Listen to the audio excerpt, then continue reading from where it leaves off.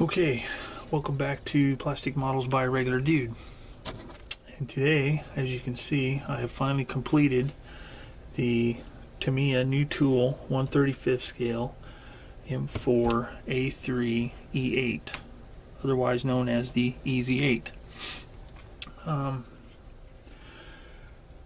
it finished, and my thoughts on the kit are that it is very, very well engineered, which has always been my experience with Tamiya kits.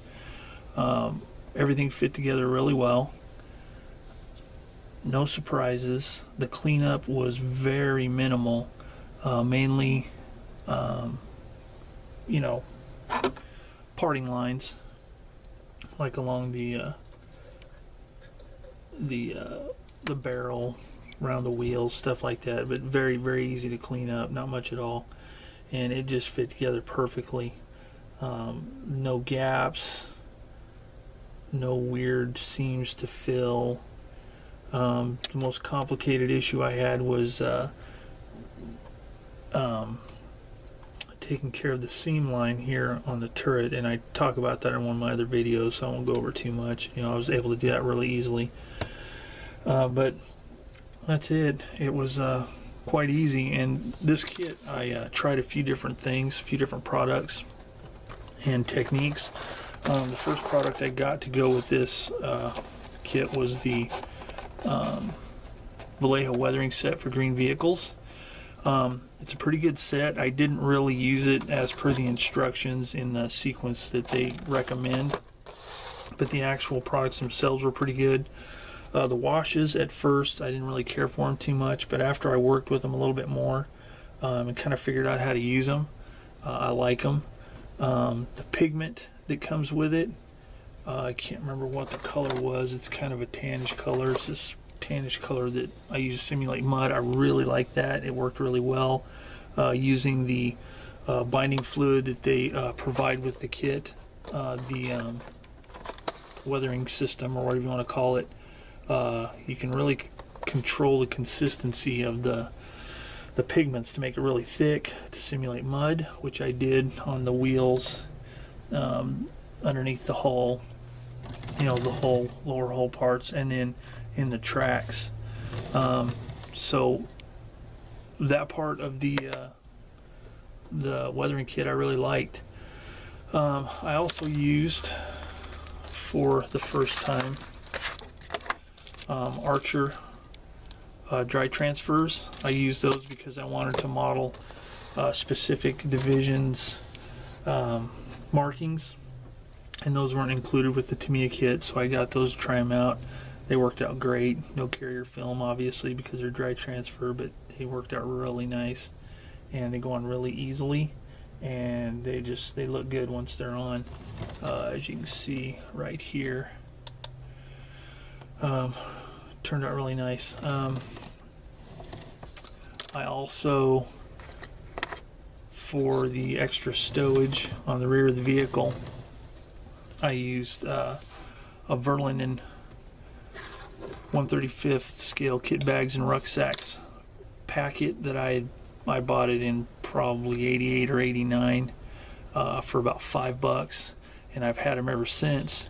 And I finally decided to use some of them, and they're really finely molded. They look really nice, and I used some of those for the stowage in the back, duffel bag, a few packs, and then the fuel cans, as extra stowage. Those actually came with the kit, and they're really nice. They need a little bit of seam cleanup once they were cemented together, but it worked pretty nice. Then the last item that I tried, just got this in just a few days ago, as a matter of fact.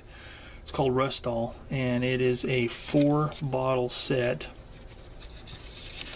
Comes with Rustall, which simulates the rust, a black wash, a dead flat, which is kind of a clear coat kind of thing, and then a bottle of dust, which is a pigment, I guess. Didn't try any of those except for the rust, and that worked out well. I used it on the tracks, and then on the edge of the tracks, and then on the exhaust, and it seems like a really good product. I can't wait to try it out some more. But as for the kit itself, I pretty much built it right out of the box with the exception of the stowage. Modifications that I made to it were limited really to drilling out, and I discussed this in one of the videos, drilling out the holes for the pins that hold the tracks together on all the spare tracks.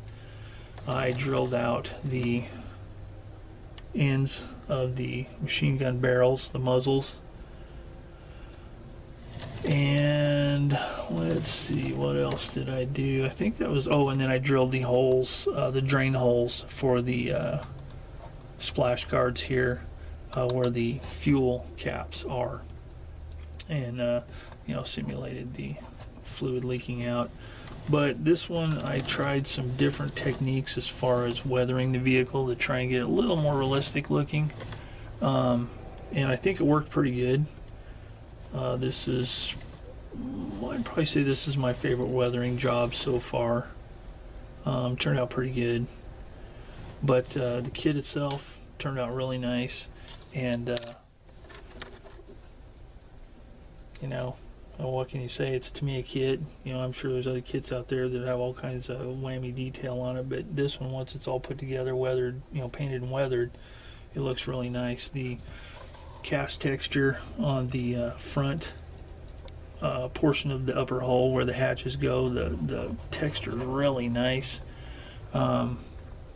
The factory casting marks there, and then on the front of the mantlet, really nice. It just, you know, some kits may have you glue that stuff on, but you know, it looks good on here. The welds are nice. They're pretty subtle without being overdone.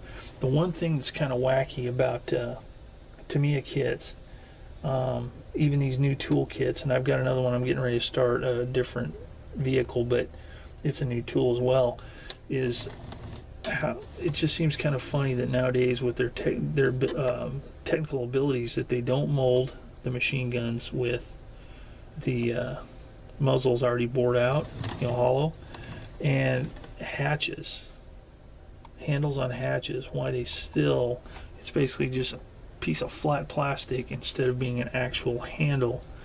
I mean, it seems like they could mold the hatch or the part without the without that on there, and then, you know, separate finely molded handles. I don't know. The technology's there because some of this stuff is really small, detailed stuff, so I don't see why they couldn't do handles. But, you know, whatever. You know, I could have cut those off and made wire handles, but, you know, in all honesty, I'd already had a lot of this done and the primer and the base coat of paint on before I clicked that, you know, it had those wonky handles on there.